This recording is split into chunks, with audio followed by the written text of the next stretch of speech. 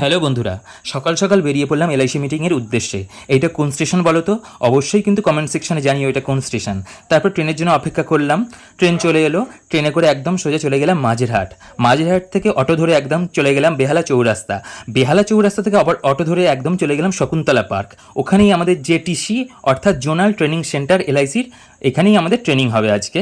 যাই হোক, গিয়েই প্রথমে নামটা এন্ট্রি করা হলো। এখানে আমাদের ট্রেনাররা খুব সুন্দরভাবে আমাদের ট্রেনিং দিয়েছে।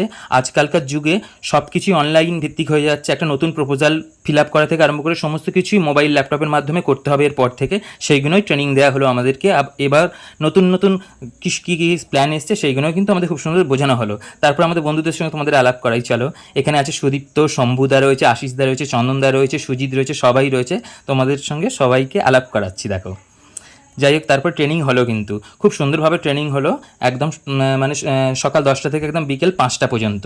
তারপর লাঞ্চেও এসেছে। এরকম ছোটো ছোটো মিনি ব্লগ দেখতে গেলে অবশ্যই আমার চ্যানেলটাকে সাবস্ক্রাইব করে দেবে, লিঙ্ক দেওয়া আছে, এবং একটা লাইক কমেন্ট করে দিও। সবাই ভালো থেকো, টাটা।